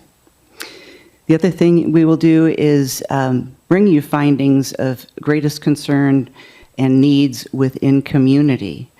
So besides looking at those specific programs, we're also going to do some outreach work in regard to community perspectives, because even though There's a grand wealth of information around the table and the shared expertise of these folks. It's not enough voices. So we want to bring you more voices from throughout the community, and we'll talk a little bit about how we're going to do that. So we now have a preliminary outline of what the report will consist of. So this is a preliminary draft of a table of contents, which as an old professor, I love having outlines. It makes me feel more secure. So we will probably start with an introduction about how the subcommittee was created briefly. You all know that. And then talk about the different service providers who are providing direct service to our homeless folks. We will discuss the current state of the continuum of care, which is a county-level body. I hope most of you know what the COC is, but I won't assume that, particularly folks at home. Counties have continua of care organizations connected to, as mandated by Housing and Urban Development. They're supposed to coordinate, collaborate, and communicate information, multi-agency groups that serve folks experiencing homelessness. The Jackson County COC has struggled a bit in recent years. It is not particularly well-funded or well-staffed. The people who do that work do it in addition to their full-time jobs with their agencies, and most importantly, perhaps, at Access. So Bob has started attending the Continuum of Care meetings. That's incredibly valuable. And Linda goes as well. They have a new website, which is going to be really helpful for getting the word out about what the Continuum of Care does. And we will be sharing whatever information we develop. We will be sharing that, of course, with them. So we're working on a services inventory. So we have an interview schedule. Interview guide, and we're calling up service providers. We've got a list of about 80 of them, including churches. I'm personally working with, talking to folks at the VA, Jackson County Health and Human Services, Rogue Retreat, nonprofits, governmental agencies, churches, the major homeless-facing direct providers, and getting some information about what they currently are doing. We're getting data about people in programs to the extent that we can. Something that the group certainly has learned, and I think a lot of you know, is that data is very hard to come by that is solid and really definitive on the nature of this population because of the nature of the experience of living as a person on the street. So our data will always be flawed, it will always be imperfect, it will always leave you unsatisfied. But we'll do the best we can to get you the information that we can. The money map will be obviously really important. We'll look at the current sources of funding, which will give you a sense of what is or is not possible at the moment, with hopes that more funding streams may become available at state, federal, or county level. The city, of course, has very limited resources of its own to support these services. So we rely we function, as you all know, as largely as a pass-through for money coming from elsewhere. We're also getting ready to do some surveys, online interview, variety of methodologies, getting some community input from a variety of sectors around town. So we're working on our data collection strategies for doing that aspect of the project, and that'll be coming up in the next month. And then at the end of our report, you'll see subcommittee conclusions. They will probably focus on what you asked us to do: strengths, weaknesses, opportunities, and threats. And so threats will be obstacles to the opportunities, and opportunities will be things that we see as things we could possibly do better, because we know that there's a lot. So that's our preliminary outline. And take it away, Jan. Okay. Before I move to the next slide, one of the things that you may have been wishing for that I want to call out as an agreement upon our subcommittee is, at least at this phase, by June, we will not be developing options for specific investments of resources. Rationale around that is that they are so dependent on the specific priorities and the role that the City of Ashland wants to play in this very complex issue.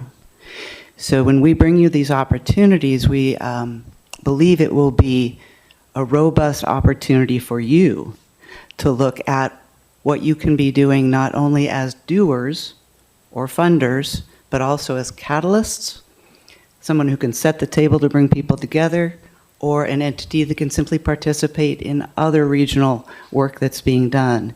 So we will look on the broad spectrum of those opportunities and allow you the opportunity to say, this is where we want to hone in. Let's make some investments, and if you need additional work to be done by that, there are at least a few people that might be willing to help with that in a phase 2. Mm-hmm. So with that, what we've got is a roadmap spelled out graphically for you. Basically, we took a month to get ourselves organized, and so in the last 4 meetings, 2 in February, 2 in March, we have done what I believe is a tremendous amount of work in getting into a common place of understanding, both what we're agreeing to do and then how we're going to get it done. So with that, accomplished thus far a collective understanding, at least some familiarity, as we say, with the players, both on the local, the regional, and all the way up to the national level to understand how things fit together. The commitment, as Echo mentioned, to inventory more than 80 different services that are specifically existing because they're here to support folks who are experiencing homelessness. So we're not inventorying the food bank. Food bank deals with all sorts of people around food insecurities, not just homeless people. So even though we're not doing all sorts of social services, we also have a list of those social services as well that'll be an appendix to your report. The subcommittee has also developed its plan to do the outreach work in community and looking at the main question of what are the effects or the impacts of homelessness in our community. Surveys and interviews with business owners and employees. What are the effects? How is it impacting your livelihood, your ability to employ people? We know in precursor conversations that it's not a question to get one answer. It is an open-ended question so that we can truly have a good understanding of what the perspective is in our community. Outreach interviews with people experiencing homelessness, extremely important, of course. You specified that in your charter to this group.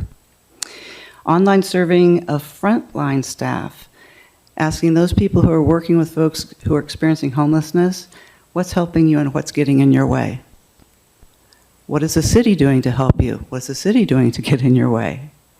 This is a global issue as far as it takes the whole village, if you will, pardon the trite statement as it might be, but it's looking at it from multiple perspectives as well as what is you can do as the leaders of the City of Ashland. We'll also be doing online surveying of school employees, not from the standpoint of what do you see in homelessness, but how is homelessness impacting your ability to do your job, right? Community outreach and online surveying of the general public, and we have tremendous ideas for how broadly and how directly we can pull in input from BIPOC communities, from faith communities, from students at SOU. I mean, trying to generate a robust response and a meaningful response across the spectrum of diversity in your community. And then you'll see in, I think, our next slide, we have our lovely timeline. Jan is a whiz at Excel spreadsheets. I am incredibly grateful for that, too. But I don't hand out magnifying glasses. Anyway, so it is tiny little print. And there is an even longer version of this. If you visit the Siskiyou room in the Community Development Building, it is permanently affixed to the whiteboard. And it goes into much more detail than this short version. So this is kind of, I think of it as a syllabus. We also use the word cadence for this timeline. And it's kind of how we're trying to pace our work. So here we are at the end of March. So if you look at that column, you'll see that we're working on our service inventory, yes. We are figuring out how to do our data collection for our community outreach and input. We're deciding how we're going to identify those populations, sample groups, how we're going to do outreach, who we can call. We know that it will not be comprehensive. It's not going to be a systemic random sample. There's no way we can do that. But we will try to hit as broad a spectrum of the community as we can, because we know that's really important for buy-in to whatever we produce. And then we'll figure out how we're going to sort of some process for sharing our results with what we call the parent committee, which is the committee that I chair, the Housing and Human Services Committee, of which this committee is a subcommittee.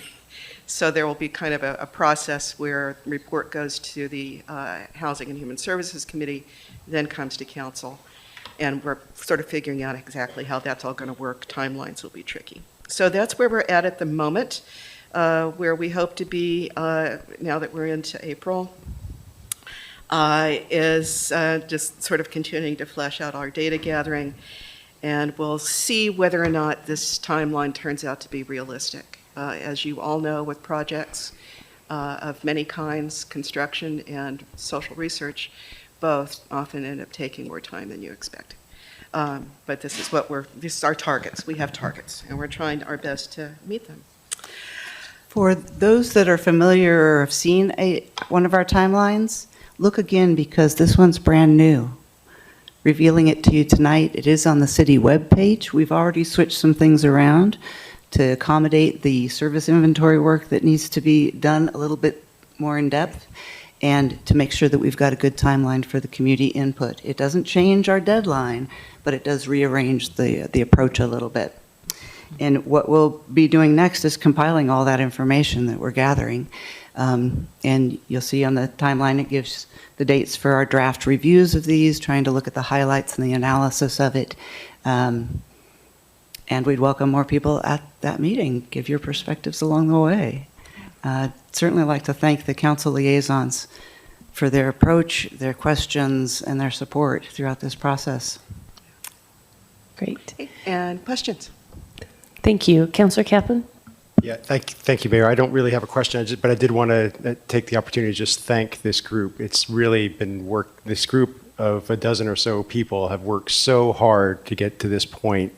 Twice a month, lots of effort in between meetings to really make that progress. You saw the ambition of what they're trying to do and really trying to stick to the schedule. I'm so just incredibly grateful for all the effort that you have put into this. So thank you very much. So we set a hard task with a short deadline, and I have a lot of confidence in this group to actually be able to pull it off. So thank you very much.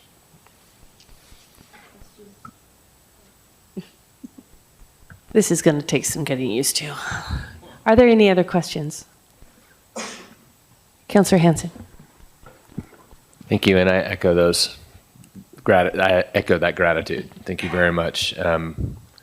So my question, I heard about a phase 2, and this is incredible work that you're doing, and thank you for staying on task. I like an ambitious timeline with targets. Otherwise, I get lost. I don't know about you, but it seems like you're well organized. So we're going to have to think for ourselves. You're not going to come tell the city, this is what you should do.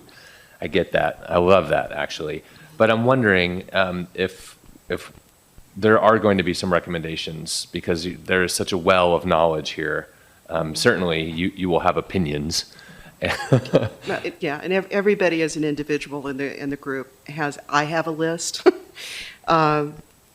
Based on my knowledge and experience in this field, and people who have lived experience have a list. Thank you. So we all have lists of what we'd like to see.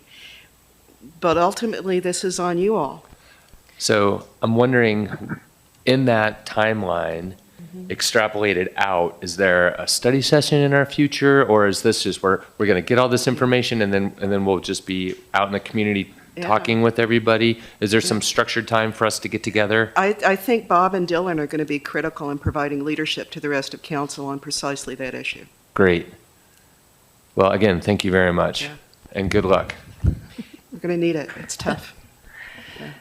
Yes, thank you both. And I know that we've been talking for quite a while about the need for a homeless services master plan. And in large part because this body, while we don't have a lot of resources, we do deploy them. And there's been a sense of, well, all of this is good work, but really what is the most critical element? Is there a bottleneck in this system somewhere? Is there something that we should really focus on? And in answering that, allow this council to be tiering to some kind of a roadmap that will make a larger difference down the road if we stay focused in a particular element.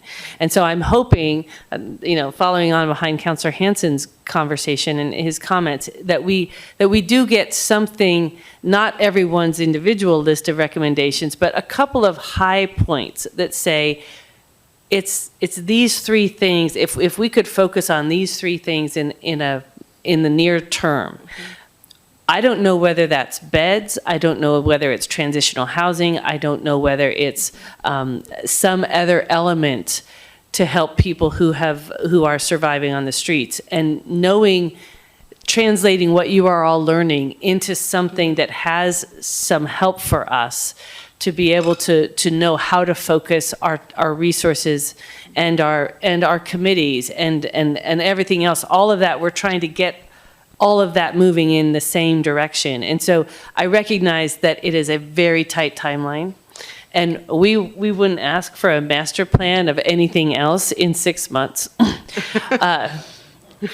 But we're trying something here where we try to break loose of the plodding pace of local government, which is, let's start thinking about it, and maybe in 2 or 3 years, we'll start to take action. And we know that there are people right now who need action to be taken sooner. And that's why we've put the timing, this very tight timing, this double meeting schedule, all of those things is to help us get to the point where we can start to make more focused investments of the limited resources we have. So thank you very much. I will just speak for myself, but I am not expecting you to come forward with the level of detail of what you would be able to do if you had more time, but really hoping that in the discussions that we have as a body and with you and your committee, that we can start to tier our decisions to the things that you think are the biggest levers.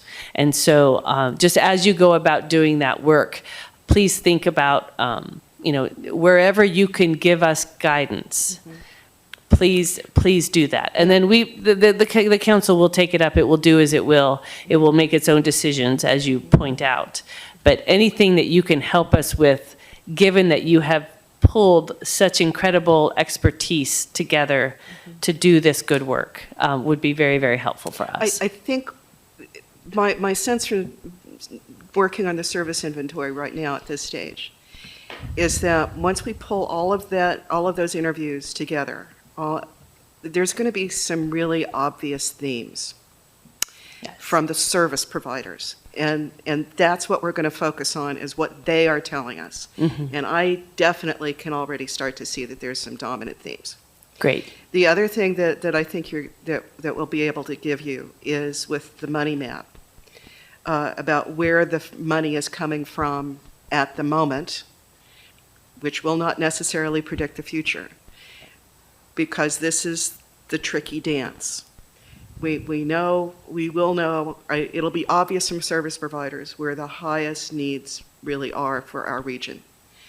And then we have the reality of constraints on resources, both the financial resources and our volunteer resources, which is not monetary but equally important. And that's going to be very clear from our community input surveys as well as from the service providers. So the data that we gather is going to give you the best picture of what the priorities need to be. It's not going to come from the opinions of the committee members, although if you ask us, we'll tell you. But it really needs to come from the data that we gather, most importantly, and that's my objective. Councillor Duquesne. Thank you, Mayor. Thank you so much for your volunteer and your work and the wealth of knowledge that you are. And I just wanted to, I appreciate what you're doing and the work that, like the mayor mentioned, that it will come back to council and council will take it from there. However, I appreciate that you are coming back with this data so that we will be able to make an educated decision and we will be able to put a plan in place. Because sometimes I think we kind of jump off and we don't have a plan. So I really, really appreciate your work and I look forward to June. Thank you. Absolutely. Yeah. Any final questions? Thank you both so much, and please pass our Thank you. appreciation on to your subcommittee members. Good. All right. Meeting is adjourned.